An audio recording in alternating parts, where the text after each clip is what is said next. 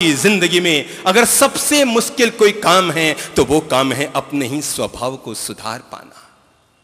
हर इंसान चाहता है कि मैं दूसरों को सुधारूं, आप मुझे सुधारने में लगे हैं, मैं आपको सुधारने में लगा हूं, दोनों को कुछ नहीं मिलेगा। मैं जिंदगी भर हार जाऊंगा आपको सुधार कर, पर सुधार ना पाऊंगा। आप जिंदगी भर हार जाएंगे मुझे सुधार कर, पर सुधार नहीं पाएंगे। आदमी दूसरों को सुधारने में लगा है, पर जिंदगी आदमी की तब बनती है जब दूसरों को सुधारने की बजाय आदमी अपने आप को सुधारने की कोशिश किया करता है।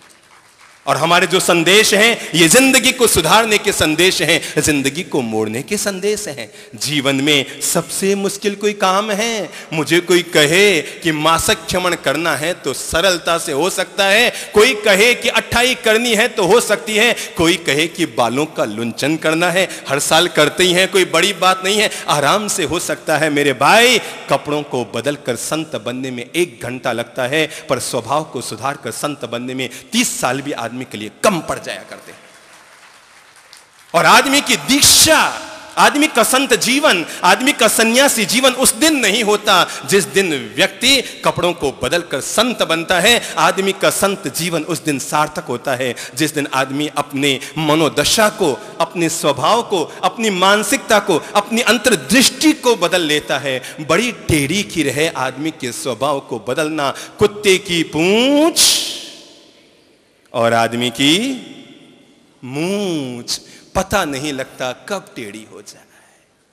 कुत्ते की पूंछ और आदमी की मूंछ। मैं जहां पर पैदा हुआ बीकानेर में, हमारी गली में कुत्ते बहुत थे, आदमी भी थे, ऐसा नहीं है, कुत्ते बहुत थे। और यहां भी होंगे, यहां कौन से सब। तो छोटा था, शरारती था। हमारे मोहल्ले में कुत्ते थे। एक दिन मुझे मजाक सूझी कि ये कुत्ते की पूंछ हमेशा टेढ़ी क्यों रहती है। तो मैंने एक प्लास्टिक का पाइप उठाया और कुत्ते की पूंछ में डाल दिया, पीछे से डोरी बांध दी। प्लीज आप ये काम मत कर लेना, कुत्ता काटेगा और गालियां मुझे निकालोगे।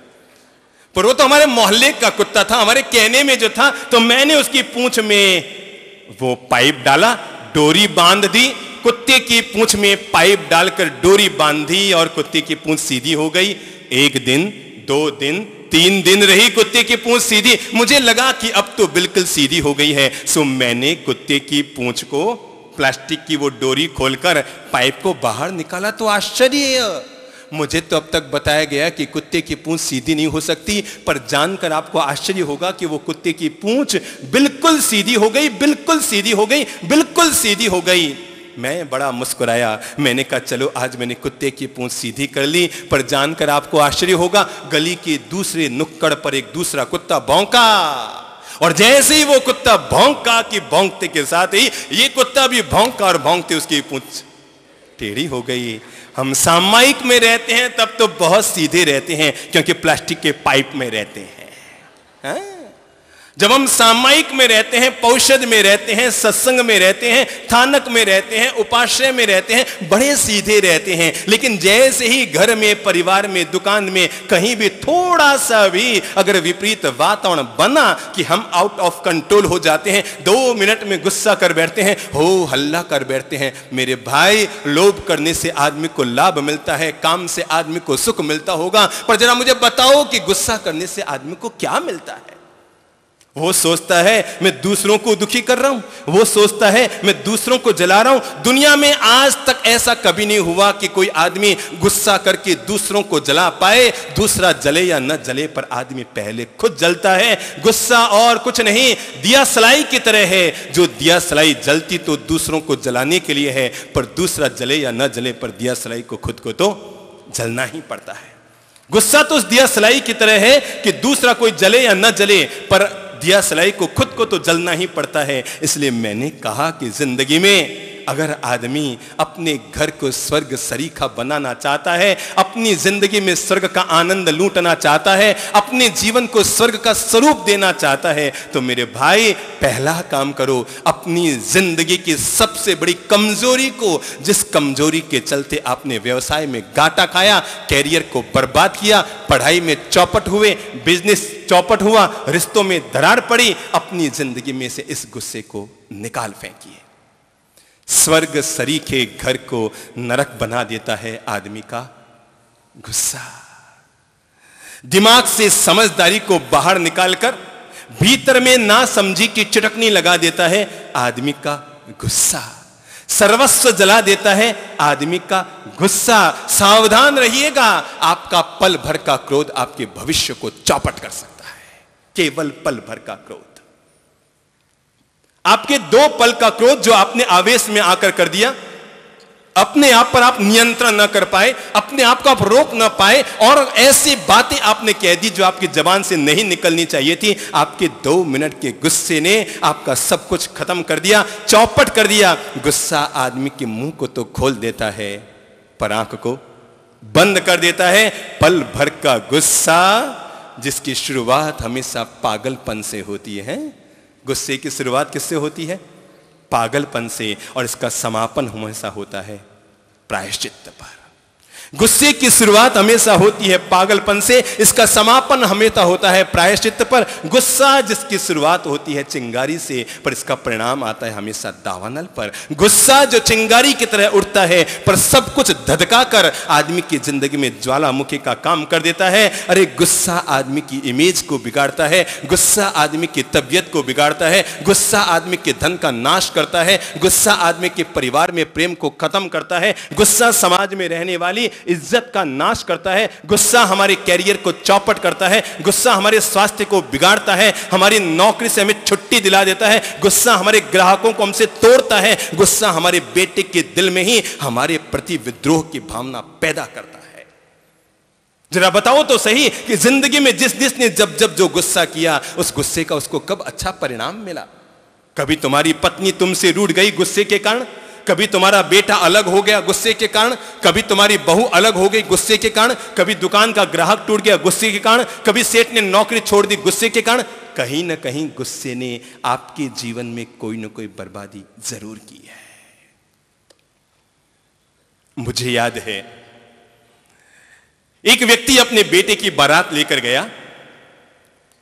बारात पहुंची शहर में, लड़की वालों ने बहुत आव भगत की। दुनिया में लगभग हर लड़की वाला बारात की बड़ी आव भगत तो किया ही करता है, पर कहीं कोई चूक रह गई होगी, कहीं कोई परोसने में परोस गाड़ी में चूक रह गई। सो लड़के वाले बड़े गुस्से में आ गए, बाराती बड़े गुस्से में आ गए, हो हल्ला आग बबूला, और इस तरह बात बिगड़ गई। और आखिर बात बिगड़ते बिगड़ते लड़के का बाप आया लड़की के बाप के पास और आकर कहा कि रिश्ता हमें मंजूर नहीं, हम अपनी बारात लेकर वापस जा रहे हैं, यह फेरे नहीं होंगे, ये शादी नहीं होंगी, तुम लोगों ने हमारा नाक कटा दिया, अगर कोई व्यवस्था नहीं कर सकते थे तो शादी का रिश्ता है। और बड़ी उल्टी सीधी बातें कह दी। लड़की के बाप ने अपना साफा उतार कर नीचे रख दिया, पगड़ी उतार कर नीचे रख दी, माफी मांग ली, साहब भूल से कोई गलती हो गई होगी, क्षमा कीजिए, बात को मत बिगाड़िए। पर वो जैसे जैसे माफी मांग रहा था वैसे वैसे लड़के का बाप और उत्तेजित हो रहा था। समझ क्या रखा, हमको भिखारी समझ रखा है क्या? और इस तरह वातावरण बिगड़ता गया बिगड़ता गया बिगड़ता गया। आखिर लड़की ने कह दिया, पापा जी इस रिश्ते को जाने दीजिए, मुझे शादी नहीं करनी। जिसकी शुरुआत ही इतनी गुस्से से हो रही है, उस शादी का आनंद क्या आएगा? लड़के वाले भी बारात लेकर चले गए, गुस्से में आए, बारात लेकर चले गए। मैं उस परिवार को जानता हूं और जीवन की सच्चाई यह है, लड़की की शादी तो 2 महीने के बाद भी हो गई, पर वो करम फूटा लड़का 7 साल से अभी तक कमारा का कमारा बैठा। जरा आप ही इसमें से कोई हां भरिए, क्या ऐसे बाप के बेटे को कोई अपनी बेटी देगा जिसको इतनी भी इस बात की भी समझ और विवेक नहीं है कि सगे संबंधियों के बीच, परिजनों के बीच अपने गुस्से को कैसे कंट्रोल में रखा जाता है, अपनी बात को कैसे कहा जाता है और किस तरह से अपने आप को प्रस्तुत किया जाता है। गुस्से में आदमी आउट ऑफ कंट्रोल हो जाता है।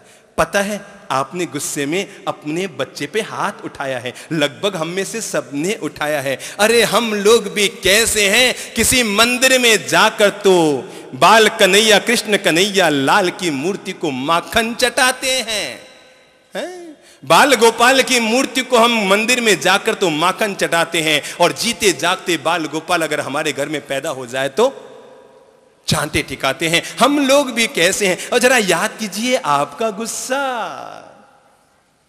आपके बच्चे के कान के पर्दे को कमजोर कर गया, क्योंकि आपने गुस्से में आकर चांटा मारा। जब जब आपने गुस्से में आकर चांटा मारा, बच्चे का दिमाग कमजोर होता गया। गुस्सा 2 काम करता है, नंबर 1 आदमी के भाग्य को कमजोर करता है, नंबर 2 बच्चों के दिमाग को कमजोर करता है। नोट कर लीजिएगा, बच्चे भी सीख लें और बड़े भी सीख लें, गुस्सा दो काम जरूर करता है। जब जब हम गुस्सा करते हैं वो दो काम जरूर करता है, बड़ों के भाग्य को कमजोर करता है, हमारी भाग्य रेखाओं को जब भी कोई काटा करता है, मेरे भाई हमारी भाग्य की रेखाओं को कोई भी काटा करता है, हमारी जन्म पत्री में कोई भी दोष लगा करता है, शनि का दोष भी शायद व्यक्ति के लिए उतना हानिकारक ना होता होगा जितना आदमी का गुस्सा आदमी के लिए हानिकारक होता है। साक्षात शनि आकर बैठ जाता है आदमी की जबान पर और पता नहीं लगता मैं क्या कर बैठा अपने आप के लिए। गुस्सा आदमी के भाग्य को कमजोर करता है। गुस्सा आदमी के भाग्य को कमजोर करता है और अपने बच्चों को जाके बता देना कि बच्चों के दिमाग को कमजोर करता है। व्यक्ति को पता नहीं लगता गुस्से में क्या कर बैठा। लोग बड़े मीठी मीठी हाँ सा हुक्म सा बड़ो हुक्म सा हाँ सा हाँ सा करते हैं। एक काम करना, किसी भी व्यक्ति का ओरिजिनल नेचर क्या है, किसी भी व्यक्ति की वस्तु स्थिति परक व्यक्तित्व क्या है, कुछ मत करना।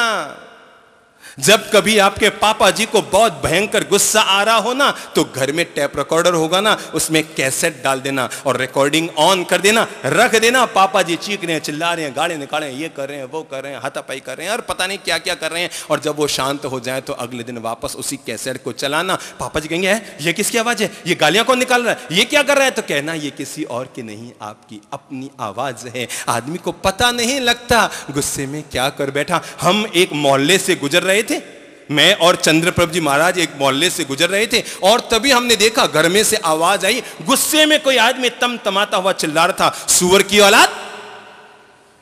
क्या चिल्ला रहा था, सुअर की औलाद। हमने देखा यार देखे तो सही इस घर में जाकर सुअर की औलाद कौन है। और हम घर में गए तो सब एक बार तो बिल्कुल हाँ प्रणाम बाप जी दोग और सब मुस्कुराने लगे। मैंने कहा ये अभी तो ओला हो रहे थे, यहाँ क्या हो गया ये अचानक, पर बड़े हाँ करने लगे। तो हमने यूँ ही पूछा, चंद्रप्रभु जी महाराज ने पूछा भाई वो कौन बोल रहे थे सुअर की औलाद। तो बच्चे ने कहा ये मेरे पापा ही मुझे बोल रहे थे सुअर की औलाद। तो चंद्रप्रभु जी ने कहा जरा एक बात बताओ, अगर तुम्हारी औलाद सुअर की है तो तुम क्या हो।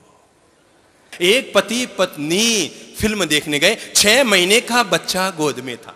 कितने महीने का, 6 महीने का बच्चा गोद में था। वो दोनों फिल्म में देख रहे थे और अचानक बच्चा रोने लग गया। तो पति ने कहा चुप करा। अब वो हाथ ऐसे ऐसे करे, वो चुप हो ही नहीं। तो फिर फिल्म देखने लगे, फिर बच्चा रोने लगा। वो जोर जोर से बच्चा रोने लगा, इतना जोर से रोने लगा कि फिल्म देखने का मजा ही किरकिरा हो रहा है। उसने कहा काना चुप कर, इसको दूध पिला दे।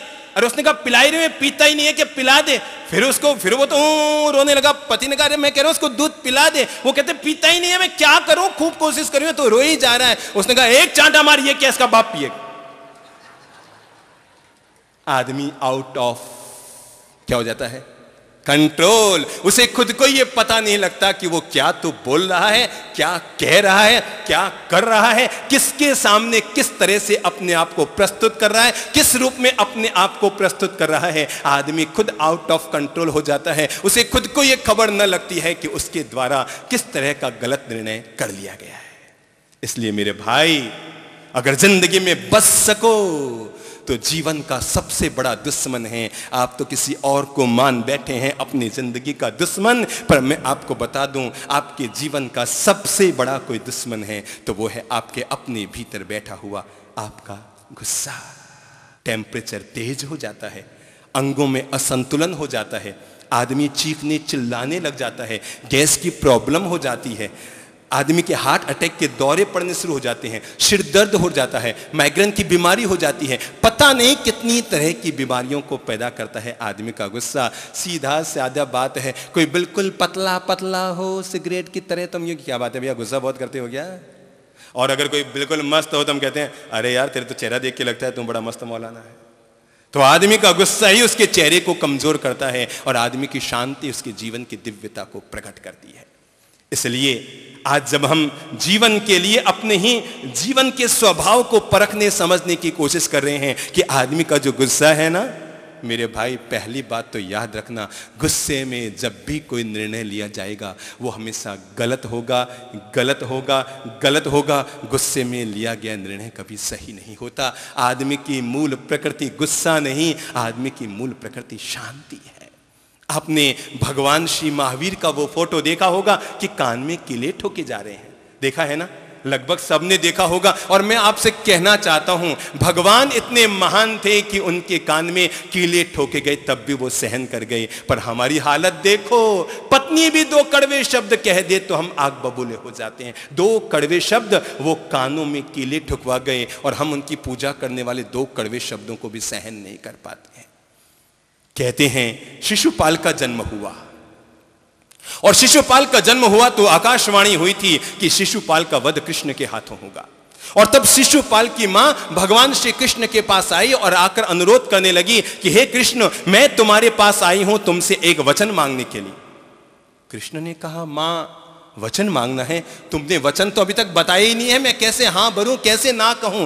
तो शिशुपाल की मां ने कहा, पहले मुझे हां भरो कि जो मैं कहूंगी तुम उसे स्वीकार करोगे, पहले मुझे वचन दो, उसके बाद मैं मांगूंगी। तो कृष्ण ने कहा, ठीक है, तुम बोल, तो चाहती क्या है? तो शिशुपाल की मां ने कहा कि तुम मुझे वचन दो कि तुम मेरे पुत्र का कभी वध नहीं करोगे, उसकी हत्या नहीं करोगे। कृष्ण ने भविष्य को देखा और देखकर कहा, हे मां, मैं तुम्हें यह वचन तो नहीं दे सकता कि मैं शिशुपाल का वध नहीं करूंगा, पर मैं तुम्हें यह वचन जरूर देता हूं कि मैं शिशुपाल की 99 गलतियों को माफ कर दूंगा, 99 गलतियों को माफ कर दूंगा।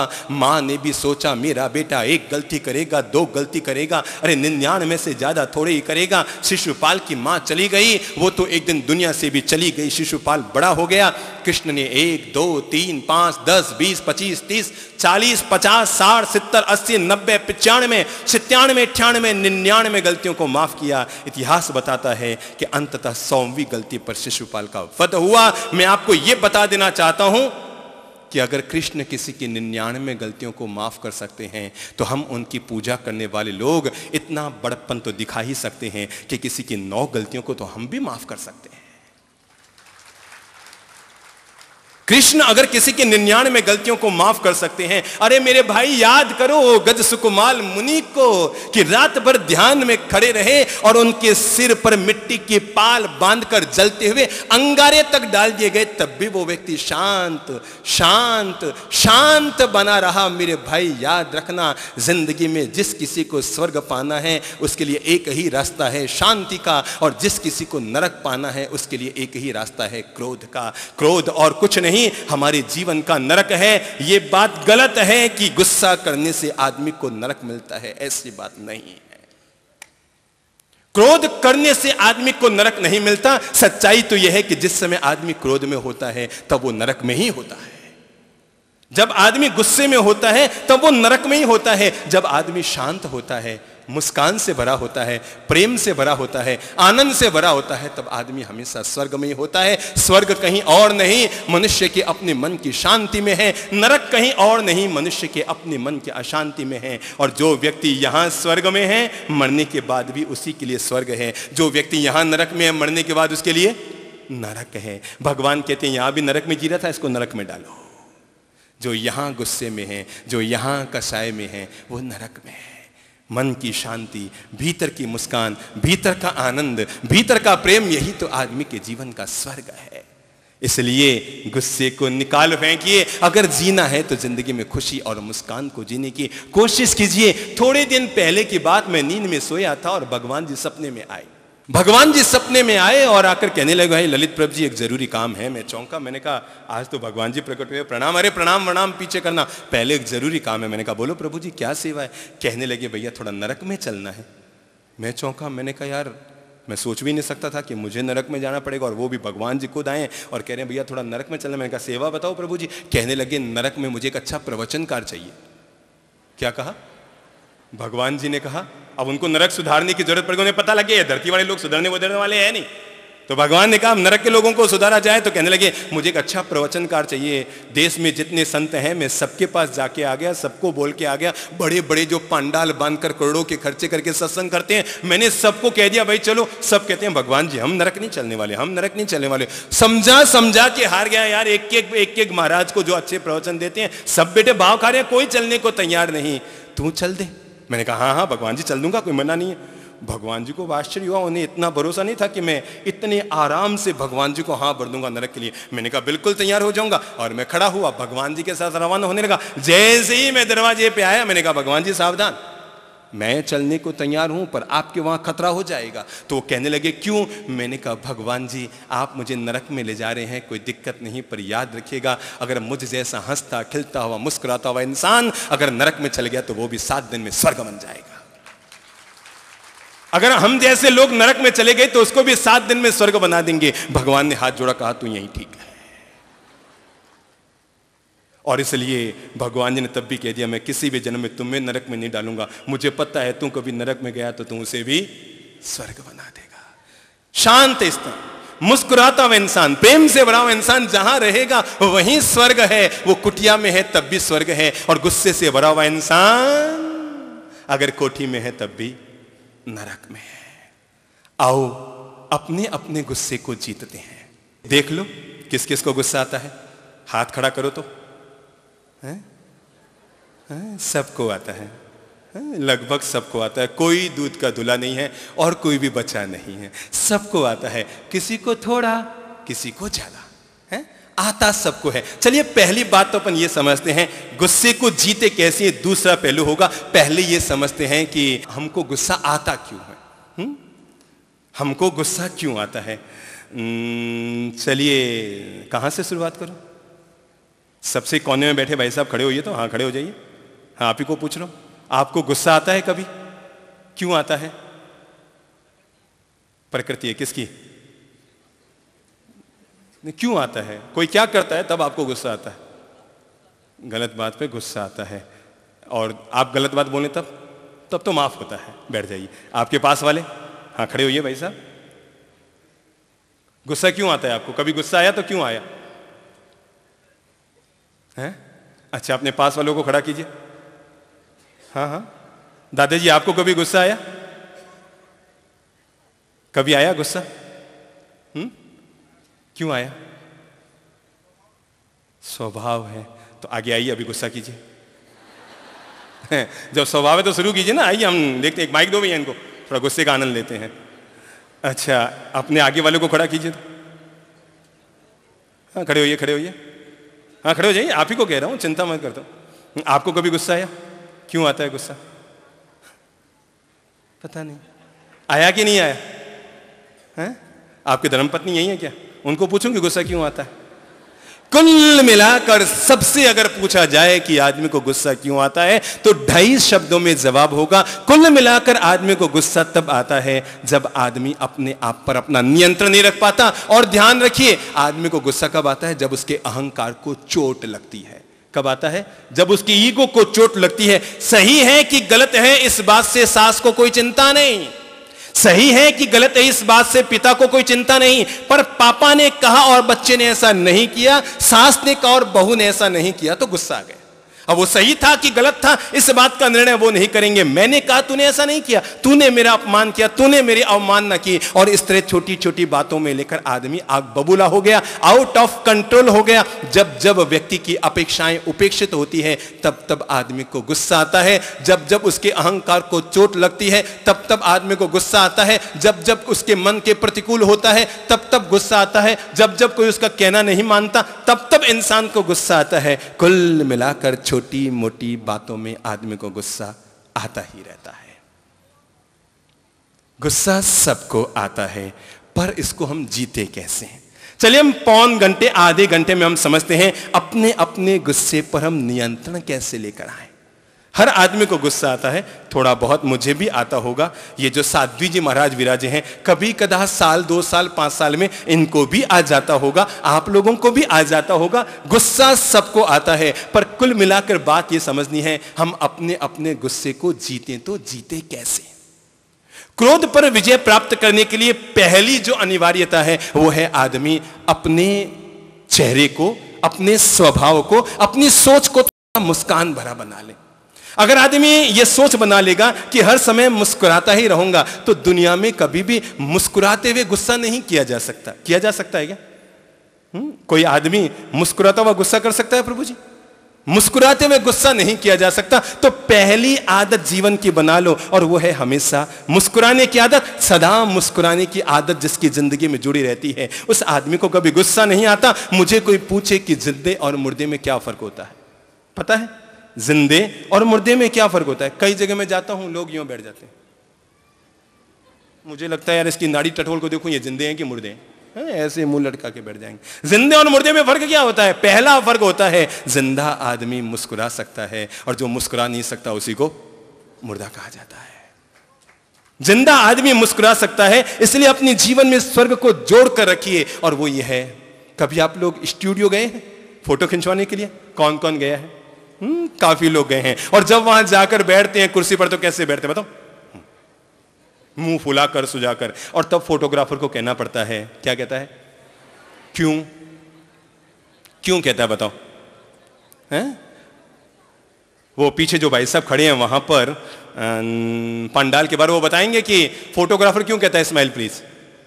बताएंगे आप लोग? हैं? फोटो अच्छा आएगा, ठीक है। तो वहां आप लोग कितने सेकंड मुस्कुराते हैं? हैं? 2 सेकंड 3 सेकंड, बस ऐसे। देखिए मैं करके बताता हूं।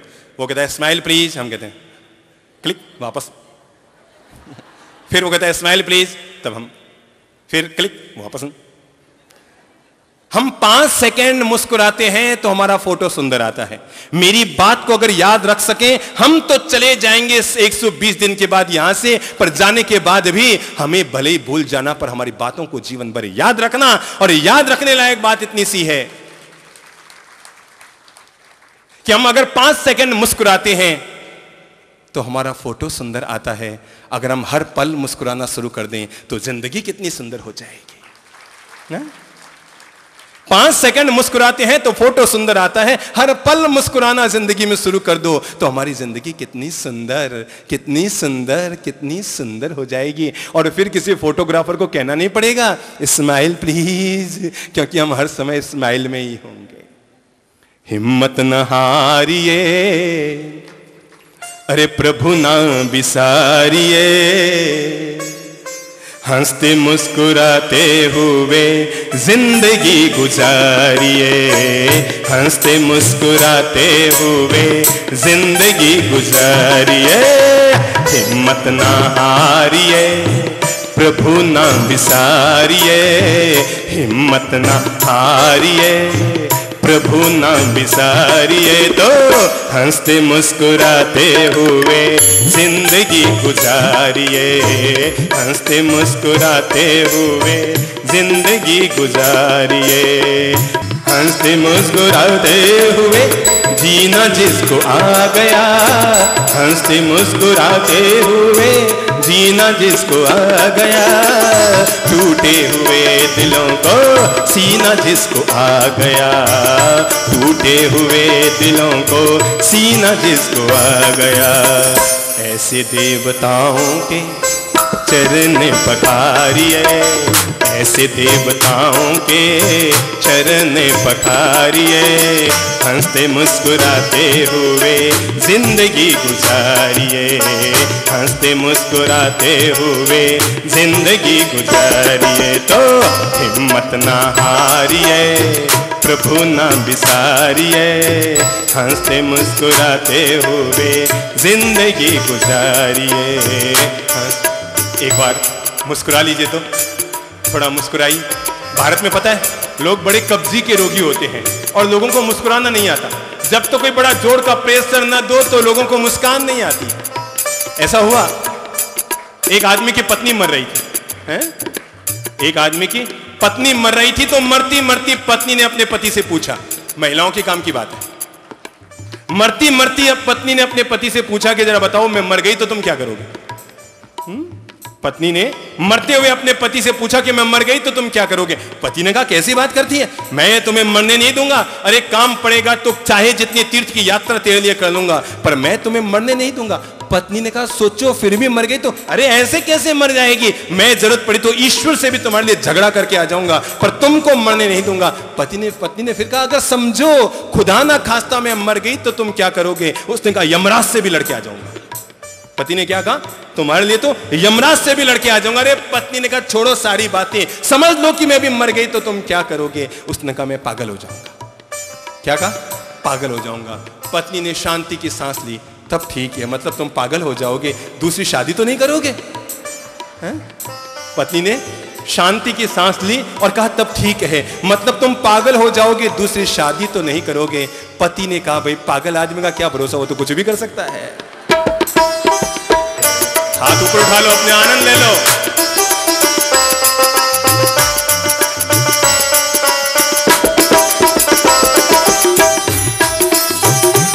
जय हो,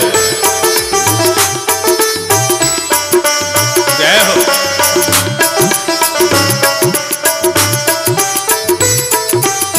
काम ऐसा कीजिए जिससे हो सबका भला, काम ऐसा कीजिए जिससे हो सबका भला, बातें ऐसी कीजिए जिसमें हो शहद घुला, बातें ऐसी कीजिए जिसमें हो शहद घुला। मीठी वाणी बोल सबको, मीठी बोली बोल सबको, प्रेम से पुकारिए, मीठी बोली बोल सबको, प्रेम से पुकारिए। हंसते खिलखिलाते हुए जिंदगी गुजर। जय हो। लगता है टाउन हॉल मैदान, टाउन हॉल मैदान नहीं रहा, कोई वृंदावन का धाम बन गया है। जय हो।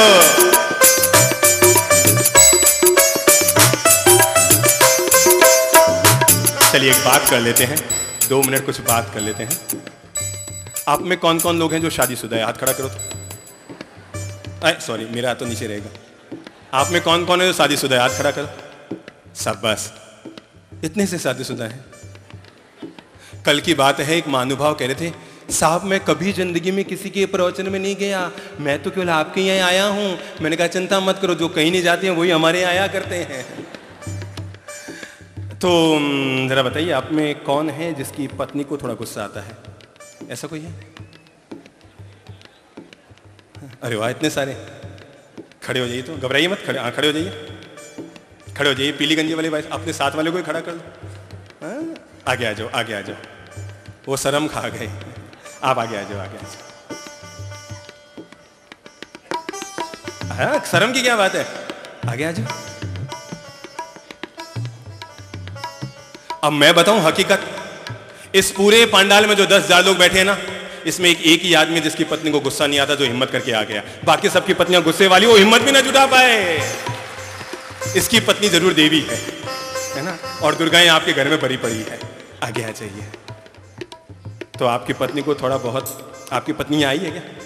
आई है, तब भी आप हिम्मत कर गए, मान गए, ये बड़ा हिम्मत वाला आदमी। अच्छा जरा बताइए कौन है इनकी धर्मपत्नी जी खड़ी हुई है? तो अब इतनी बड़ी भीड़ में 10,000 महिलाओं में कौन खड़ी होगी? जो हो वही खड़े होइएगा प्लीज, गड़बड़ हो जाएगी। हम लोग मंदसौर में थे, ऐसे ही एक बड़ी प्रवचन सभा चल रही थी। मैंने एक महानुभाव को खड़ा किया, तो मैंने ऐसी कोई बात चली थी, मैंने कहा इनकी जो पत्नी है वो खड़ी हो जाए, तो एक साथ 2 महिलाएं खड़ी हो गई। तो दूसरे ने उसका पांव पकड़ा, कहा उनके मेरा पति है तेरा नहीं है, दोनों बैठ रहे मेरा है।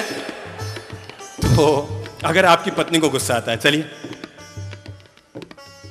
वैसे मैं बात आपके लिए नहीं कहूंगा, ये जो पीछे बैठे ना उनके लिए कहूंगा। आपकी पत्नी शांत है, खुश होइए, ताली बजाइए कि आपकी पत्नी बहुत शांत है। तो आप जा कर रहे हैं, ओ भाई साहब जा कर रहे हैं, ऐसे क्या कर रहे हैं? मैंने कह दिया शांत है, आप खुश हो गए हैं। चलो, घर में नहीं तो यहाँ तो शांत हुई। अच्छा बताइए, अगर भूल से पत्नी कभी गुस्से में आकर आप सब पतियों को, अपने अपने पतियों को गुस्से में आकर कभी कह दे तुम तो बिल्कुल जानवर हो, जानवर, क्या कह दे? बिल्कुल जानवर हो, जानवर। अगर आप हकीकत में हमसे प्रेम करते हैं तो गुस्सा मत खाइएगा, ठीक है ना? अगर आप हकीकत में हमसे प्रेम करते हैं तो गुस्सा मत खाइएगा। पत्नी अगर गुस्से में आकर कह दे तुम तो बिल्कुल जानवर हो, जानवर, तो बिल्कुल गुस्सा मत खाइएगा, थोड़ा सा मुस्कुराइएगा, थोड़ा सा मुस्कुराइएगा। और पत्नी की ओर मुस्कुरा के कहेगा तो पत्नी कहे मुस्कुरा क्या रहे हो, मैंने तुम्हें जानवर कहा, जानवर? तो कहा तुमने बिल्कुल सही तो कहा, तू मेरी जान, मैं तेरा वर, दोनों मिलके हो गए। हंसते मुस्कुराते हुए जिंदगी गुजारिए, हंसते मुस्कुराते हुए जिंदगी गुजारिए। तो हिम्मत ना हारिए, प्रभु नाम विसारिए, हंसते मुस्कुराते हुए जिंदगी गुजारिए, हंसते मुस्कुराते हुए जिंदगी गुजारिए। मत ना हारिए, प्रभु नाम विसारिए, हंसते मुस्कुराते हुए जिंदगी गुजारिए, हंसते मुस्कुराते हुए जिंदगी गुजारिए। मुश्किलों मुसीबतों का करना हो जो खात्मा, मुश्किलों मुसीबतों का करना हो जो खात्मा, हर समय कहते रहिए शुक्र है परमात्मा, हर समय कहते रहिए शुक्र है परमात्मा। मुश्किलों मुसीबतों का, मुश्किलों मुसीबतों का करना हो जो खात्मा, मुश्किलों मुसीबतों का करना हो जो खात्मा, हर समय कहते रहिए शुक्र है परमात्मा, हर समय कहते रहिए शुक्र है परमात्मा। गिलेश कवि करके अपना, गिलेश कवि करके अपना हाल ना बिगाड़िए, गिलेश कवि करके अपना हाल ना बिगाड़िए। तो जैसे प्रभु राखे वैसे जिंदगी गुजारिए, जैसे प्रभु राखे वैसे जिंदगी गुजारिए। हिम्मत ना हारिए, प्रभु ना विसारिए, हंसते मुस्कुराते हुए जिंदगी गुजारिए, हंसते मुस्कुराते हुए जिंदगी गुजारिए। हंसते हंसते हंसते अरे हंसते मुस्कुराते हुए जिंदगी गुजारिए, हंसते मुस्कुराते हुए जिंदगी गुजारिए। तो हिम्मत ना हारिए, प्रभु ना विसारिए, हंसते मुस्कुराते हुए जिंदगी गुजारिए, हंसते मुस्कुराते हुए जिंदगी गुजारिए, हंसते मुस्कुराते हुए जिंदगी गुजारिए, हंसते मुस्कुराते हुए, मुस्कुराते हुए जाइए, हंसते मुस्कुराते हुए जिंदगी गुजारिए। उदयपुर छोड़ने से पहले इस शहर को हंसता खिलता गुलाब का फूल न बना दिया तो हमारा आना ही व्यर्थ चला। हंसता खिलता मुस्कुराता हुआ गुलाब का फूल। एक कर्फ्यू ग्रस्त इलाके में एक एसपी अपने पुलिस दल के साथ चल रहा था। मामला काफी गंभीर था, जातीय मामला जुड़ा हुआ था, तो एसपी खुद ही गश्त लगा रहे थे। और तभी एक घर में से गुस्से में भरा हुआ एक जाति विशेष का युवक बाहर निकला और आकर गुस्से में आकर उसने एसपी के मुंह पर थूक दिया। एसपी के मुंह पर थूका तो पास में खड़े हुए इंस्पेक्टर ने उसका हाथ पकड़ा, युवक का रिवॉल्वर निकाली और उसकी छाती पर तान दी कि तुम्हें पता नहीं तुम क्या कर रहे हो। उसने छाती पर रिवॉल्वर तान दी, वो कुछ करने वाला ही था कि एसपी ने झट से उसका हाथ पकड़ा, कहा तुम क्या कर रहे हो। उसने कहा सर इसने आप पर थूका। कहा थूका तो क्या हुआ, इसके लिए रिवॉल्वर की कहां जरूरत है, तुम्हारे जेब में रुमाल है क्या। हाँ सर, और ये कहते हुए उसने रुमाल निकाला। एसपी ने अपना चश्मा उतारा, रुमाल से चेहरे को पोंछा और पोंछकर चश्मे को वापस पहन लिया। रुमाल वापस लौटाया, इंस्पेक्टर को साथ में लेकर रवाना हुआ और रवाना होते होते कहा इंस्पेक्टर जीवन भर इस बात को याद रखना, जो काम रुमाल से निपट जाए उसके लिए कभी रिवॉल्वर का प्रयोग मत कर। जो काम रुमाल से निपट जाए उसके लिए कभी रिवॉल्वर का प्रयोग मत करना। अरे जो काम मिठास से निपट जाए उसके लिए कभी कड़वाहट का प्रयोग मत करना। गुस्सा तो वो परमाणु बम है, गुस्सा तो वो परमाणु बम है जो युद्ध के अंतिम चरण में जाकर उपयोग किया जाता है। युद्ध का पहला चरण तो प्रेम ही होता है। प्रेम से, शांति से, मुस्कान से जितने बात को समझा सको समझाने की कोशिश करो। याद रखना क्रोध कितने भी बड़े आदमी का क्यों न हो, किसी सम्राट के गुस्से की बजाय किसी भिखारी की क्षमा कहीं ज्यादा महान होती है। सदा याद रखना इस बात को, किसी सम्राट के बड़े गुस्से की बजाय किसी भिखारी की क्षमा और शांति कहीं ज्यादा महान होती है। अपनी जिंदगी में शांति को तवज्जो दीजिए।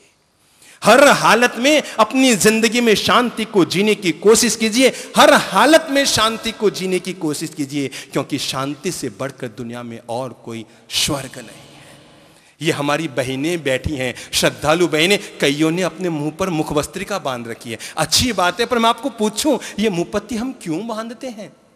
ये मुंहपत्ती कोई परंपरा का प्रतीक नहीं, ये शांति का प्रतीक है कि जब तक ये मुंह पर बंधी रहेगी, हम मौन रखेंगे और बोलेंगे तब भी शांति से बोलेंगे, प्रेम से बोलेंगे, मिठास से बोलेंगे, क्षमा से बोलेंगे। मेरे भाई, जीवन में 2 काम सदा याद रखना। अगर खुद से गलती हो जाए तो माफी मांगने का बड़प्पन दिखाना। 2 काम जिंदगी भर याद रखना। नंबर 1, अगर खुद से गलती हो जाए तो माफी मांगने का बड़प्पन दिखाना। और नंबर 2, अगर दूसरों से गलती हो जाए तो माफ करने का बड़प्पन दिखाना। ये 2 धर्म महान हैं। दुनिया के ये 2 महान धर्म हैं। अगर आप पिता हैं तब भी काम के हैं, पुत्र हैं तब भी काम के हैं, सास हैं तब भी काम के हैं, बहू हैं तब भी काम के हैं, कोई संत है उसके भी काम के हैं, ये साध्वी वृंद बैठी हैं उसके भी काम के हैं। खुद से गलती हो जाए तो क्या करो? माफी मांग लो। और दूसरे से गलती हो जाए तो क्या करो? माफ कर दो। आओ हम अपने अपने गुस्से को आखिर कैसे जीते हैं।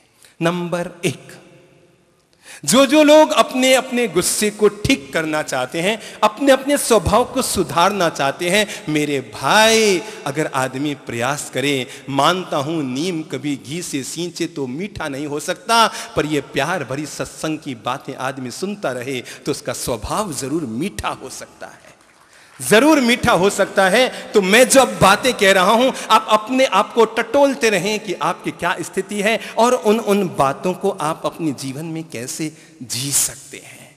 नंबर 1, अगर आप जवान हैं तो गुस्से को मंद कर दीजिए, ठीक है ना? अगर आप जवान हैं तो गुस्से को मंद कर लीजिए। अगर आप बूढ़े हैं तो प्लीज गुस्से को बंद कर दीजिए, आप सुखी रहेंगे। अगर आप बूढ़े हैं तो गुस्से को बंद कर दीजिए, और जवान है तो क्या करिए? मंद कर लीजिए। मैंने कहा अगर जवान है तो गुस्से को मंद कर लो, और बूढ़े हैं तो बंद कर लो। सुखी रहेंगे, बहुत सुखी रहेंगे। पोते की बहू भी आपके कहने में रहेगी, बेटा पोता पड़पोता सब आपसे खुश रहेंगे। और हर समय ची ची ची ची करते रहेंगे तो पोते कहेंगे दादाजी न तो ऊपर जावे न शांति सु रहे। दादाजी दिन भर ऊपर ठोला मारते ही रहे, न ऊपर जावे न नीचे शांति से रहे। हे भगवान, जिनकी सासू माताएं ज्यादा गुस्सैल होती है ना, तो उनकी बहुएं पता है मंदिर में जाके क्या प्रार्थना करती है? हे भगवान सासू माँ को ऊपर उठा ले, हे भगवान सासू माँ को ऊपर उठा ले। मैं एक प्रवचन पंडाल में बैठा था, मैंने कहा हाँ जी जरा हाथ खड़ा करो, आप में कौन कौन लोग स्वर्ग में जाना चाहते हैं? मैंने पूछा आप में कौन कौन लोग जो स्वर्ग में जाना चाहते हैं? फटाफट सबके हाथ खड़े हो गए। एक महिला बिल्कुल यूं ही बैठी रही। मुझे आश्चर्य, मैंने कहा यार 10,000 लोगों ने हाथ खड़ा कर दिया, वो यूं ही क्यों बैठी है? तो मैंने कहा बहन जी आप हाथ खड़ा क्यों नहीं कर रहे हैं ऊपर? तो उसने कहा मेरी सासू माँ ने हाथ खड़ा कर दिया। मैंने कहा मतलब कि वो स्वर्ग में गई तो यही स्वर्ग ही है महाराज, कहां स्वर्ग में जाओ।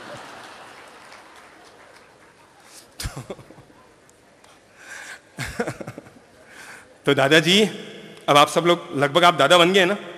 हैं? सब दादा बन गया, पापा तो नहीं बनने वाले हैं ना? ठीक है। तो अगर आप सब लोग दादा बन गए हैं तो एक काम कीजिए, अब दादागिरी बंद कर दीजिए, ठीक है ना? जिन जिन के बाल सफेद आ गए हैं, समझ गए ना? वो जो कुर्सियों पर बैठे अधिकांश सफेद बाल वाले, तो जिन जिन के बाल सफेद आ गए वो जीवन का मंत्र ले लो। अगर जवान हो तो गुस्से को मंद कर दो, और बुढ़े हो तो गुस्से को बंद कर दो। जीवन में सुखी रहोगे। अगर दादा बन गए तो दादागिरी छोड़ दो, और परदादा बन गए तो दुनियादारी छोड़ दो, ठीक है ना? परदादा बन गए तो दुनियादारी छोड़ दो, और लड़ दादा बन गए तो प्लीज दुनिया ही छोड़ दो, सुखी रहोगे, विराज जाओ। गुस्से को जीतने के लिए, गुस्से पर काबू पाने के लिए पहला फार्मूला, कागज पेन हो तो नोट कर लीजिएगा, और नहीं तो अपने दिमाग में ले लीजिएगा। नंबर 1, जब भी गुस्सा करना हो, जब भी आज कल या परसों जिंदगी में जब भी गुस्सा करना हो, मैं तो कहता हूं बुद्धिमान आदमी कभी गुस्सा नहीं करता। हाँ, मुझे कहते हुए बहुत अच्छा लगता है, मुझे लगभग गुस्सा नहीं आता।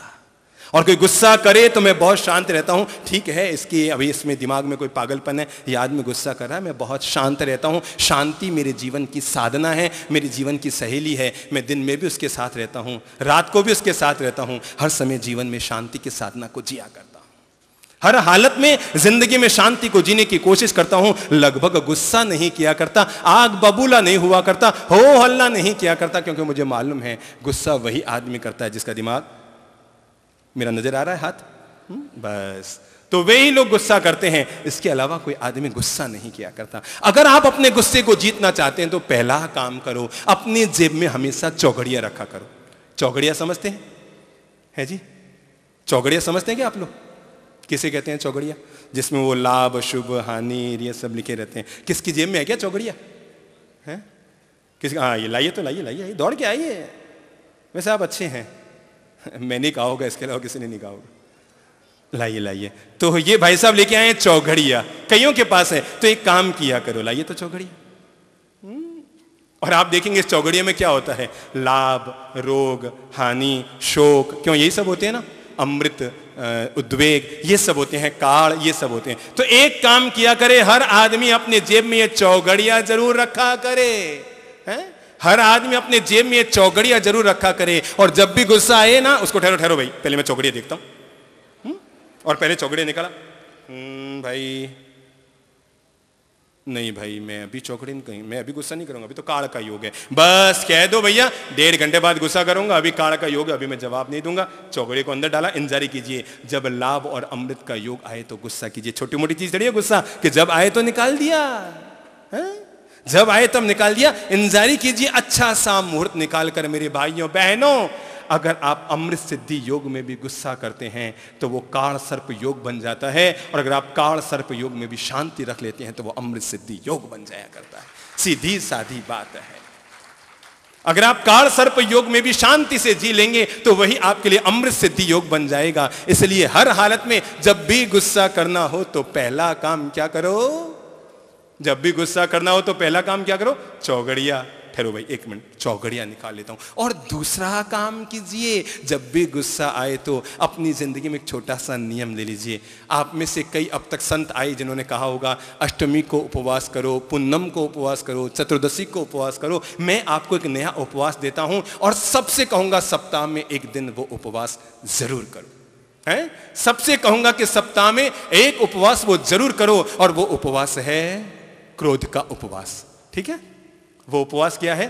क्रोध का उपवास। नियम ले लो कि मैं सोमवार को उपवास करूंगा। जैसे ही सुबह खड़े हुए, हाथ जोड़े, प्रभु जी मैं संकल्प लेता हूं कि मैं 24 घंटे के लिए गुस्सा नहीं करूंगा, नहीं करूंगा, नहीं करूंगा। अपने भीतर ये संकल्प ले लीजिए, मैं 24 घंटे गुस्सा नहीं करूंगा, नहीं करूंगा, नहीं करूंगा। फिर आप करेंगे क्या? आप में से कई लोग होंगे ना बहनें जो 14 को उपवास करती है, और जब आप किसी के घर पे मिलने के लिए जाती है तो वो कहेगा नाश्ता कर लिया, आप कहेंगे नहीं, वो कहेगा भाई थोड़ा सा तो खा लो, 1 समोसा, आप कहेंगे भाई उपवास है आज तो।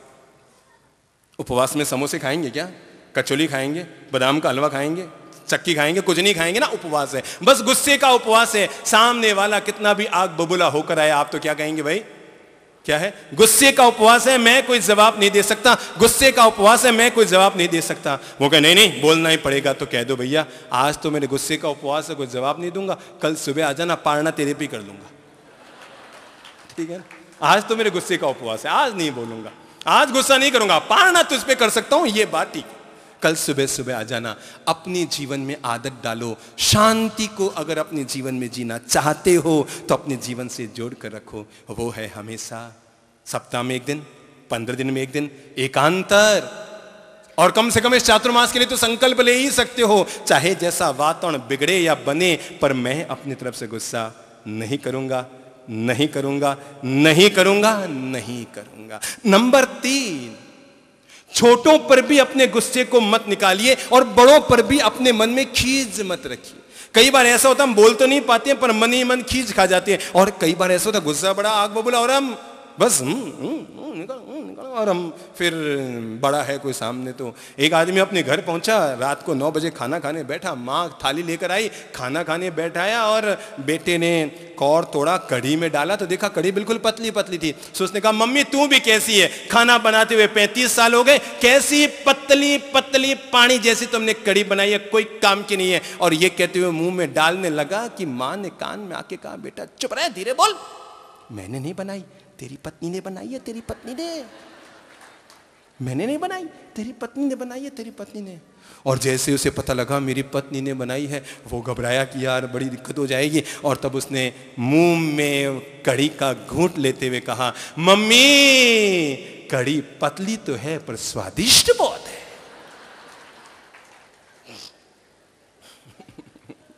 कढ़ी आप बीतियां आपकी मैं आपको सुना रहा हूं। मैं तो भाई 10 साल का महाराज बना हूं, आप लोगों से सुन सुन के बातें सुनाता हूं। तो नंबर 3 अपने जीवन में ध्यान रखिए, जब भी गुस्से का वातावरण बने तो अपने आप को अनुपस्थित समझिए। अगर मैं यहां नहीं होता तो इन सब बातों का जवाब कौन देता? ठीक है ना? अपने आप को अगर आप अनुपस्थित समझेंगे, अगर मैं यहां नहीं होता तो इन सब कड़वी बातों का जवाब कौन देता? और अगर अपने आप को आपने अनुपस्थित समझ लिया, ठीक है, अगर मैं यहां नहीं होता तो इनकी कड़वड़ बातों का जवाब कौन देता? अगर मैं यहां नहीं होता, ठीक है, अगर मैं यहां नहीं होता। जैसे कहीं गुस्से का वातावरण है और आपको लग रहा है आपके बारे में उल्टी सीधी बातें हो रही है, आप सोचिए अगर मैं यहां नहीं होता तो, ठीक है, अगर मैं यहां नहीं होता तो। और जैसे ही आपने सोचा अगर मैं यहां नहीं होता तो, मानकर चलिए आपका गुस्सा शांत हो गया। मैं नहीं होता तो जवाब कौन देता? अगर मैं यहां नहीं होता तो। नंबर 3, जब भी गुस्सा लगे नहीं करना ही करना है, मुझसे गुस्सा रुक भी नहीं रहा है, मुझे तो बोलना ही बोलना है, तो एक काम कीजिए, अपने गुस्से को हमेशा टेलीग्राम की भाषा में कीजिए। ठीक है, मेरी बात समझ रहे हैं आप? टेलीग्राम की भाषा कैसी होती है? पुराने जमाने में अपन टेलीग्राम देते थे ना, तो कैसे लिखते थे टेलीग्राम में? आदरणीय पापा जी आपकी तबीयत कैसी है? मैं बिल्कुल ठीक हूं, आपकी बहुत याद आ रही है। टेलीग्राम ये सब लिखते थे ना? लिखते थे कि नहीं लिखते थे?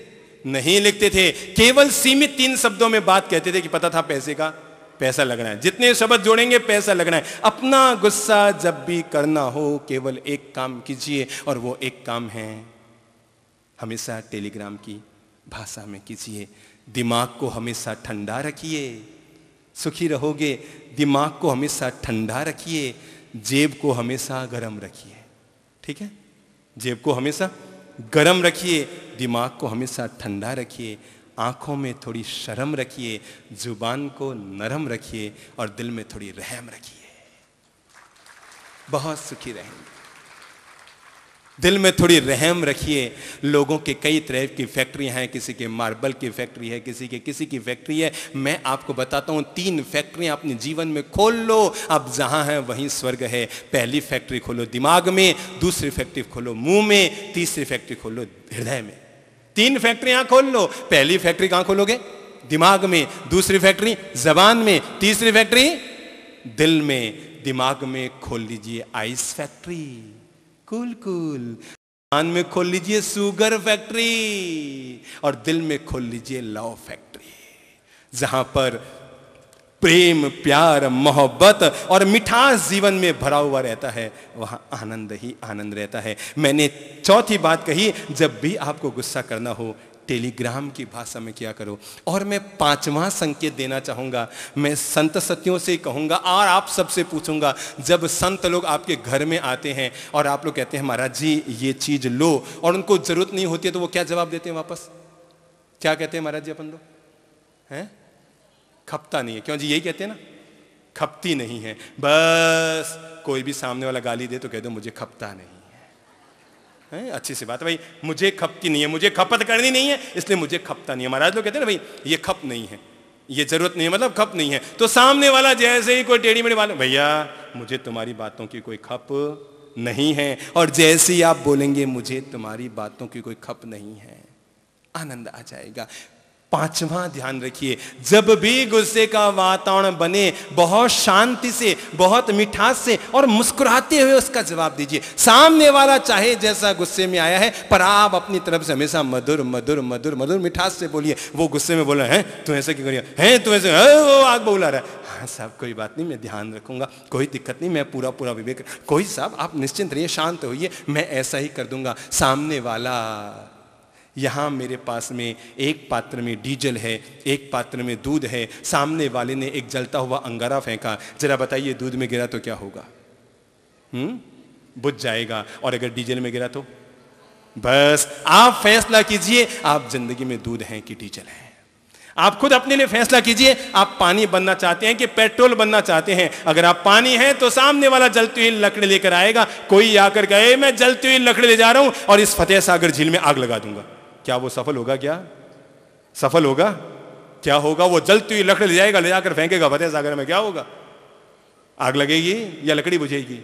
अगर आपने अपने आप को सागर बना लिया है तो दुनिया में ऐसी कोई आग नहीं जो सागर में आग लगा सके। अगर आपने अपने आप को सागर बना लिया है, शांत कर लिया है, जल की तरह निर्मल कर लिया, आप खुद ही पेट्रोल बने हुए हैं और सामने वाला इतनी सी चिंगारी छोड़े कि आप तो भभकने को तैयार हैं। छोटी सी कोई चिंगारी उड़ के आए और हम भभकने को तैयार हो जाते हैं। इसलिए मेरे भाइयों और बहनों, अपने जीवन में ये विवेक रखो कि खुद को पेट्रोल नहीं पानी बनाओ, खुद को डीजल नहीं दूध बनाओ। सामने वाला कैसा भी आग बबूला होकर आए, पर अपनी तरफ से हमेशा शांतिपूर्वक ही जवाब दो, ठीक है ना? सामने वाला, एक पति पत्नी में झगड़ा हो गया, पति तो ऑफिस चला गया, पति पत्नी में झगड़ा हुआ और पति तो ऑफिस चला गया। और प्राय का नियम है, पति तो ऑफिस जाता है, धंधे पानी में व्यस्त हो जाता है, भूल ही जाता है घर में कौन सा झगड़ा, और पीछे बैठी हुई पत्नी वो गाड़ियां ही गाड़ियां निकालती रहती है, अंदर बैठे हुए हैं मैंने मामी सा कही तो और लड़को अपने काम रखो नहीं मारो तो इसमें ब्याह हुआ, पता नहीं कहीं कर्म फूट रहा था, और वो पता नहीं 1000 गालियां निकालती है। और वो शाम को ऑफिस से वापस घर जा रहा था पति, तो सोचा कि जाने से पहले एक बार देख लो उसका मिजाज कैसा है। सो उसने घर पे फोन लगाया और पत्नी ने उठाया, उसने कहा हेलो, उसने कहा हाँ बोलो क्या काम है। वो गुस्से में तो भरी हुई थी, सुबह से गुस्सा जो आग, बोलो हाँ बोलो क्या काम है। उसने कहा नहीं बस मैंने तो इसलिए फोन किया कि आज खाने में क्या बनाया है। जहर बनाया है, जहर बोलो। पति ने पूछा खाने में क्या बनाया है, तो उसने कहा जहर बनाया है, जहर बोलो। पति हमें सुनता था, सो उसने झट से अपने आप को कंट्रोल किया, कंट्रोल, और उसने कहा ठीक है मैंने इसीलिए फोन किया, दरअसल आज मैं अपने एक दोस्त के यहाँ खाना खा के आऊंगा, तुम अकेले ही खा लेना। सामने वाले के क्रोध का जवाब भी किसमें दीजिए? मिठास से दीजिए। सामने वाला अगर आग बबूला हो रहा है तब भी आप कभी कभी सड़क पर चलते हैं ना, तो ट्रकों के पीछे लिखा रहता है देखो मगर प्यार से, तो बस अगला फार्मूला ले लीजिए, गुस्सा करो मगर प्यार से, गुस्सा करो मगर प्यार से।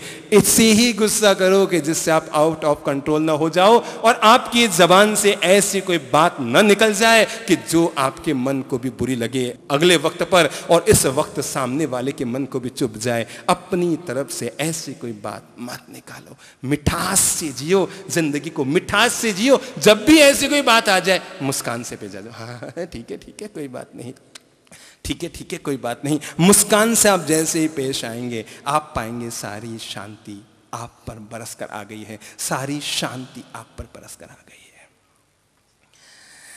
हम लोग संबोधि धाम में थे, जोधपुर में संबोधि धाम बना हुआ है। तो एक विदेशी परिवार जो भारतीय था, विदेश में रहता था, हमारे सामने आकर बैठा और बैठकर उसने कहा कि महाराज जी एक बात बताइए, मैं समझ नहीं पाया। मैंने कहा बोलो भाई। कहने लगे साहब अमेरिका में तो लोग शादी करते हैं 2-5 साल में तलाक हो जाते हैं कई लोगों के, और 5-7 साल में तो आधे लोगों के तलाक हो जाते हैं। क्या कहा? 5-7 साल में तो आधे लोगों के तलाक हो जाते हैं। और हमारे यहाँ भारत में लोग करवा चौथ के व्रत करते हैं, चांद देखते हैं और सौगंध खाते हैं 7 जन्म तक यही पति मिले। क्यों जी, आप लोग क्या चाहेंगे अपने लिए? 7 जन्म तक यही पति मिले जो आपको है वही, या यही 7वां जन्म है? 7 जन्म तक यही पति मिले और अपन व्रत करते हैं। तो वो कहने लगे साहब एक बात समझ में नहीं आई, भारत में तो लोग बड़े गजब के होते हैं, कहते हैं 7 जन्म तक यही मिले, 7 जन्म तक यही मिले, और वहां पर 7 साल में तो आधे लोगों के तलाक ही हो जाते हैं। मैंने कहा देखो भाई, हर चीज का एक कोटा होता है, हमारे द्वारा प्रश्नों के जवाब बड़े जोरदार दिए जाते हैं। तो मैंने कहा देखो भाई, हर चीज का एक कोटा होता है, इस तरह प्रेम का भी एक कोटा होता है। वहां के लोग शादी करते हैं ना 24 घंटे प्रेम में ही प्रेम में, प्रेम में ही प्रेम में, प्रेम में ही प्रेम में जीते हैं, तो उनका प्रेम का कोटा 7 साल में खत्म हो जाता है। और हम भारत के लोग शादी करते हैं, आधा एक घंटा भी प्रेम से नहीं रहते होंगे, 24 घंटा आपस में जकाड़ी जकाड़ करते, तो प्रेम का कोटा 7 जन्म में ही खत्म नहीं होता है यहां वालों का। यहां वालों का प्रेम का कोटा 7 जन्म क्या 17 जन्म में खत्म नहीं होगा। वो कोटा इतना सा खाली हो कि वापस हम भर देते हैं, इतना सा खाली हो कि वापस हम भर देते हैं। हर बात में लड़ झगड़ लेते हैं, छोटी छोटी बातों में हो हल्ला कर लेते हैं। उलझाओ मत जिंदगी को अपनी बातों से, सुलझाओ अपनी जिंदगी को अपनी अच्छी पवित्र प्रेम भरी बातों से। अपनी बातों से जिंदगी को सुलझाने की कोशिश करो मेरे भाई और बहनों, उलझाने की कोशिश मत करो। इसलिए मैंने कहा जब भी कोई टेढ़ा मेढ़ा बोले ना, भाई साहब मुझे खपता नहीं है, मुस्कुरा के कहते हो खपता नहीं है, क्यों देते हो भाई साहब, और कोई को और किसी को दे दो, मुझे खपता नहीं है। और ऐसा करके आप सुखी हो जाएंगे। और जो मैं अगला चरण कहूंगा, अगर आप गुस्सा आया है, अगर आप खड़े हैं तो बैठ जाइए झट से। जैसे आप खड़े हैं, आपको लगता है माहौल बिगड़ रहा है, झट से बैठ जाइए। बैठे हैं तो लेट जाइए, लेटे हैं तब भी मन नहीं लग रहा है तो फ्रिज खोलिए, 1 बोतल ठंडा पानी उठाइए और 1 बोतल पूरी की पूरी पानी की टगल। लगता है फिर भी आउट ऑफ कंट्रोल हो रहा हूं तो घर के बाहर निकल जाइए। आपको लगता है मैं अपने आप पर काबू नहीं पा रहा हूं तो मैं कहूंगा फिल्म हॉल ही चले जाइए। अरे घर पर अपनी पत्नी पर हो हल्ला गाली गलौज गुस्सा करने के बजाय फिल्म हॉल में जाकर बैठना कहीं ज्यादा अच्छा है। कम से कम कषाय तो हम नहीं बांधेंगे, कम से हम क्रोध के आवेश में तो नहीं आएंगे, कम से कम अपने संबंधों में हम दरार तो नहीं डालेंगे, कम से कम अपनी जिंदगी में मुश्किलें तो खड़ी नहीं करेंगे, तो अच्छा होगा। बैठे हैं लेट जाओ, लेटे हैं फिर भी गुस्सा आ रहा है, पानी पी लो, जैसे तैसे लगता है फिर भी नहीं आ रहा, मुंह में टॉफी डाल दो, मुंह में मिश्री डाल दो, टॉफी डाल दो, मिठास घोल लो, जैसे तैसे भी अपने गुस्से को कंट्रोल में लाने की कोशिश करो। और गुस्सा अगर आ भी गया है, बात अगर बिगड़ भी गई है, हो हल्ला अगर हो भी गया है, तो मेरे भाई आपस में बातचीत बंद मत कीजिए। हम लोग बैर की बहुत जल्दी गांठें बांध लेते हैं, बोलचाल बंद कर लेते हैं। मैं उसके घर नहीं जाता, मैं उसके घर नहीं जाता। भीलवाड़ा में हमने सगे 2 भाई ऐसे देखे जो एक दूसरे के घर नहीं जाते, एक दूसरे घर का पानी नहीं पीते। अरे मुझे जानकर आश्चर्य हुआ, एक ने बताया साहब ये 2 सगे भाई है पर इनका एक भाई आपके सत्संग में नहीं आता। मैंने कहा क्यों? क्योंकि ये आता है जहां पर ये जाएगा वहां पर वो नहीं जाएगा। इतनी ज्यादा लोग छोटी छोटी बातों को लेकर वैर की गांठें बांध लेते हैं, बोलचाल बंद कर देते हैं। मैं उससे नहीं बोलता, आपस में दूरियां बढ़ा लेते हैं, आपस में वैर वैमनस्य बढ़ा लेते हैं, आपस में गांठें बांध लेते हैं, आपस में कड़वाहटें घोल लेते हैं, मिलना जुलना बंद कर देते हैं, बोलचाल बंद कर देते हैं और अपनी जिंदगी को अपने हाथों से ही नरक बना बैठते हैं।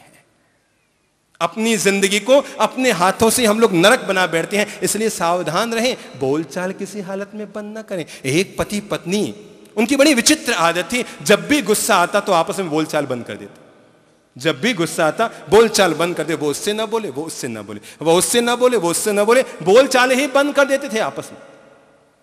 एक दिन की बात, शाम का समय था, दोनों में अनबन हो गई। तो अनबन होती क्या शुरू हुआ? बोलचाल बंद। वो उससे नहीं बोले, मुझे क्या गरज है, वो कहे मुझे क्या गरज है, और बोलना चालना बंद। सुबह पति को जाना था, सुबह 6 बजे की ट्रेन से जाना था। सो उसने अपने पत्नी से कहूँ तो कैसे कहूँ, सो एक कागज़ पे लिख दिया, मुझे कल सुबह 6 बजे की ट्रेन से जाना है, सो 5 बजे जगा देना, और कागज़ रख दिया। पत्नी रात को दूध देने आई, उसने कागज उठाया, पढ़ लिया, तो पति निश्चिंत होकर सो गया कि अपने आप जगा देगी। सुबह 7 बजे आंख खुली, बरसात के मौसम थी, मस्ती की नींद आई हुई थी, तो देखा पत्नी आराम से झाड़ू निकाल रही है, वो तो घर के काम कर रही है। उसे बड़ा गुस्सा है कि यार ये भी क्या, गुस्से का मतलब मैंने रात को लिखा था, इसने पढ़ भी लिया था कि मुझे जगा देना, और इसने जगाया तक, और वो आउट ऑफ कंट्रोल होकर गुस्से में भर कर बैठा हुआ। अभी जाता हूं इसको बताता हूं अपने आप को समझती क्या है, कि तभी बैठा हुआ तो देखा जहां पर उसने कागज की स्लिप रखी थी वहां पर एक और दूसरी स्लिप रखी हुई थी जिसपे लिखा था सुबह के 5 बज गए हैं, कृपया जग जाइए। सुबह के 5 बज गए हैं, कृपया जग जाइए। बोल चाल आपस में बंद मत कीजिए, कड़वाहटों को लंबी उम्र मत दीजिए, जितना जल्दी घोल सकते हैं उनको घोलने की कोशिश कीजिए। और 10वां चरण कहूंगा, किसी भी हालत में गुस्सा तब तक मत कीजिए जब तक उसके दूसरे विकल्प खुले हों। अंतिम विकल्प तक कोशिश करते रहिए कि बात को मिठास से ठीक कर ली जाए, मिठास से ठीक कर ली जाए, मिठास से ठीक कर ली जाए। लगता है सारी बात करने के बाद भी किसी हालत में भी बात नहीं बन रही है, तब कहीं जाकर सोच समझकर अपनी तरफ से गुस्सा करने की कोशिश कीजिए। जब लगता है बात बिगड़ती जा रही है, बात बिगड़ती जा रही है, पहले तो ठीक है भाई, कर दिया। देखो भाई, दुनिया में कोई महान से महान व्यक्ति क्यों न हो, पर अगर वो गुस्सा करेगा ना तो उसकी इमेज डाउन ही होगी, तय है। समझिए मैं यहाँ बैठा हूँ अभी, इतने में आपकी सभा में से एक आदमी उठ के आया और आकर यहाँ आकर मेरे लिए कहने लगा, मैं आपको नहीं मानता, आप कुछ भी नहीं है, ये है, फालतू फोकड़ की बातें करते हैं, ये वो। उसने 10-20 गालियाँ मुझे सुनाई। अब मेरे सामने 2 विकल्प हैं, या तो मैं खड़ा होकर उसकी धुनाई करूँ और या मैं शांति से बैठा रहूँ। अगर मैंने खड़ा होकर उसकी धुनाई की तो आपके मन में क्या आएगा बताइए तो? अरे भाई, ये तो महाराज थे, इनको शांति रखनी थी। और अगर मैं शांत रहूंगा तो आपके मन में आएगा, देखो संत कितने महान हैं, उसने इतनी गालियां दी तब भी ये बेचारे शांत रहे। यानी शांति ने हमारी इमेज को उठाया और अशांति ने हमारी इमेज को डाउन किया। जिंदगी में निर्णय रखिए, जब जब भी आप गुस्से में बढ़ते हैं आपकी इमेज डाउन होती है, आपकी मानसिक शक्ति कमजोर होती है, आपकी शारीरिक शक्ति कमजोर होती है। इसलिए कोशिश किया करें, सारे विकल्प खुले रखिए।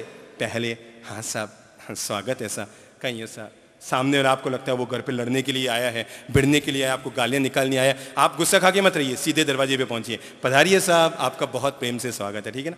हमारी तो आदत ही है, कोई भी आए ना हम सीधा पधारिए प्रभु आपका स्वागत है। अब समझिए वो आग बबूला होके ही आया और हमने कह दिया भाई साहब पधारिए आपका स्वागत है, उसका आधा गुस्सा तो क्या होगा? जैसे आपके घर पर कोई आया बड़ा गुस्से में भरा हुआ, जाऊंगा उसको बताऊंगा अपने आप को समझ गया ये वो, और वो पहुंचा और आप मुस्कुराते हुए घर पे मिले, ओहो हो पधारिए, आपके आने से मेरा 1 किलो खून बढ़ गया। क्या कहेंगे? भले ही जला हो तब भी क्या कहिए, आपके आने से मेरा 1 किलो खून बढ़ गया। और आप जैसे ही कहेंगे 1 किलो खून बढ़ गया तो वो बड़ा आवेश में तो आया, ओहो पधारिए साहब पधारिए, स्वागत है विराजिए, मैं आपकी इंतजारी कर रहा था, मुझे बहुत खुशी हुई आप मेरे घर पधारे। जैसे ही आपने मिठास भरे शब्दों का इस्तेमाल किया, हमें कभी पता लग जाए ना कि वो आदमी ऐसा ऐसा ऐसा ऐसा आपके बारे में कह रहा है, और वो जब भी हमारे यहाँ आता तो हम बहुत प्रेम से उसका स्वागत करते हैं, पधारिए प्रभु आपका स्वागत है। और फिर लगता है अभी भी वो कड़वाहटों को नहीं घोल पाया तो हम उसके घर ही चले जाते हैं। हम खुद ही कह देते हैं भाई साहब कल हम आपके घर आ रहे हैं, बहुत प्रेम से जाते हैं, मिठास से मिलकर आ जाते हैं। लगता है वो अभी भी कड़वाहटों को नहीं घोल पाया तो संघ के अध्यक्ष को कहते हैं कल उसका दीप प्रज्वलन में नाम डाल देना, मंच पे बुला लेना, अपने आप कड़वाहटें घुल जाएगी, ठीक है ना। कल उसको थोड़ा दीप प्रज्वलन में बुला लेना, थोड़ा उसके यहाँ से फोटो खिंचवा देना एक, मिठास से रिश्तों में मिठास घोलिए, कड़वाहटों के रिश्तों को अंतिम चरण तक लाइए कि जब लगे मिठास के सारे रास्ते बंद हो गए, शांति के सारे रास्ते बंद हो गए, प्रेम के सारे रास्ते बंद हो गए, जब तक प्रेम जीवित है तब तक प्रेम का उपयोग कीजिए, क्योंकि प्रेम ही जीवन की ताकत है। गुस्सा इंसान की कमजोरी है और प्रेम इंसान की जिंदगी की ताकत है। तो जब भी प्रयोग करना हो ताकत का प्रयोग कीजिए, अपनी जिंदगी में अपनी कमजोरियों का प्रयोग मत कीजिए। इसलिए मैंने कहा कि सामने वाला अगर गुस्सा करने आया ही है थोड़ा धीरजता से, ठीक है, और विकल्प खुले हैं, बैठिए भाई सब अपने बात को सुलझाते हैं।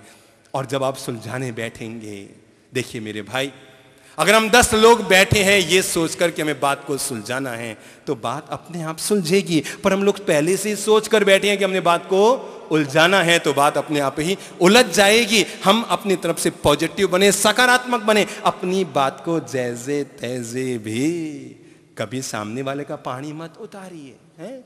ध्यान रखिए, कभी किसी का पानी मत उतारिए। आप अगर किसी का पानी उतारेंगे तो सामने वाला आपका दूध का अभिषेक तो नहीं करने वाला, हमेशा याद रखिए। कभी किसी का पानी मत उतारिए, रास्ता ढूंढिए, मिठास से बात को कहिए, जैसे तैसे ऐसा कीजिए कि अपना काम भी हो जाए, सामने वाले का अपमान भी ना हो। हम एक घर में पहुंचे हुए थे, मैं आपको सच्ची घटना बताऊं, हम एक घर में थे, हमारे साथ 15-20 लोग थे। तो जिसके घर में हम ठहरे थे सामने वाले ने उनकी आव भगत के लिए घर में से चांदी की प्लेट, चांदी के चम्मच भी निकाले और उन लोगों को भोजन के लिए भी नाश्ते के लिए परोसा, चांदी के चम्मच और प्लेट में सब लोग नाश्ता कर रहे थे, सारे भगत। अब किस भगत में से कौन सा कम भगत निकल जाए पता तो नहीं लगता है। एक आदमी बड़ा उस्ताद था, मेरी नज़र पड़ी और उसने नाश्ता करते करते चांदी का एक चम्मच उठाया अपनी जेब में डाल लिया। किसी को पता नहीं लगा, मेरी नज़र पड़ गई थी। अब मैंने कहा क्या करूं, कैसे इसका चम्मच निकलाऊं? अब इसको कहूं कि भाई साहब आपकी जेब में चम्मच है तो रिश्ता और टूटेगा, ये जीवन भर कड़वाहट घोल बैठेगा, फोगट का वैर विरोध करेगा, अब करूं तो क्या करूं, और ये निकल जाएंगे। तो एक नियम होता है घर में, स्टील के चम्मच गिने नहीं जाते, पर शाम को चांदी के चम्मच तो गिने जाते हैं। भाई कितने निकाले थे, गिन के वापस रख दो। और मैंने कहा रात को ये चांदी के चम्मच गिनेंगे, सुबह हम निकल जाएंगे, चांदी का चम्मच ही कम निकलेगा, सोचेंगे महाराज के साथ भूल से तो नहीं चला गया, अपनी इज्जत और जाएगी, क्या करें क्या करें। और तभी हम दोपहर में बैठे हुए भक्ति कर रहे थे, ऐसे ही भगवान की भक्ति कर रहे थे, और गाते गाते मैंने कहा भाई साहब मैं एक चमत्कार कर सकता हूं। तो सबने कहा हाँ बाप जी एक चमत्कार तो जरूर कीजिए, आज इच्छा भी है। मैंने कहा लो जी एक चमत्कार करते हैं। तो लोगों ने कहा क्या? मैंने कहा एक चमत्कार करते हैं। मेरे पास एक थैला पड़ा था, ऐसा ही एक थैला पड़ा था, मैंने कुछ नहीं किया। मैंने कहा भाई एक काम करते हैं, मैं एक चमत्कार करूंगा, मैं चांदी का चम्मच इस थैले में डालूंगा और आप में से किसी भगत के जेब में से निकला दूंगा। चमत्कार ये करेंगे, चम्मच डालेंगे इस थैले में, निकलाएंगे किसी पर। सब लोग हाँ बाप जी आज तो बड़ा मजा आएगा। मैंने एक चांदी का चम्मच मंगवाया, थैले की चैन खोली और उसमें कुछ छू मंत्र ये वो रुंड मुंड सुहा करते हुए मैंने चम्मच को उसमें डाला, चैन को बंद किया और छू मंत्र जादू का करते हुए मैंने उसको थैले को तो यहाँ रखा और मैंने कहा हाँ देखिए किसके जेब में निकला? मैंने कहा वो भाई साहब। और मैंने कहा आप अपने जेब में हाथ डालिए। तो वो बेचारा हक्का बक्का रह गया, उसने जेब में हाथ डाला, चांदी का चम्मच निकल के आ गया। मैंने कहा हो गया ना चमत्कार। सामने वाले का माणी भी नहीं उतरा है और अपना चम्मच भी आ गया। मैंने कहा ये लो भाई हो गया चमत्कार, चम्मच उसको दे दिए। लोग बड़े वाह वाह करने लगे, बड़े खुश हो गए, घर का मालिक भी खुश हो गया, सब लोग चले गए, हम भी चले गए। अगर मैंने कहानी यहीं पूरी कर दी तो आपके मन में एक प्रश्न खड़ा हो जाएगा, महाराज बड़े होशियार निकले, खुद के थैले में तो चम्मच ले गए और उसका निकला के चले गए।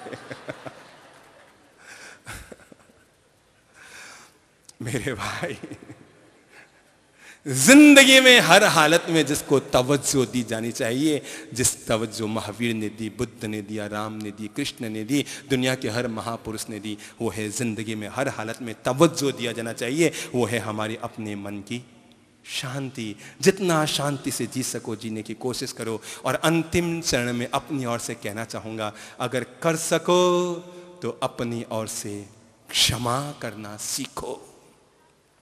हम अपनी गलती को नजरअंदाज करते हैं पर सामने वाले की गलती को हमेशा आंखों में लेते हैं। तो एक काम किया करो, अगर भूल से भी कोई भूल हो गई है किसी के द्वारा तो उसे नजरअंदाज कर दो। ठीक है मुझसे ऐसी भूल नहीं होती क्या, बहू से ऐसी भूल हुई, मेरी बेटी ऐसी भूल नहीं करती थी क्या, सासू माँ ने डांटा, माँ ऐसा नहीं डांटती थी क्या। और जैसे ही हम क्षमा करना सीख जाएंगे, दूसरों को माफ करना सीख जाएंगे, हम जीते जी अपने जीवन को स्वर्गमय बनाने में सफल हो जाएंगे।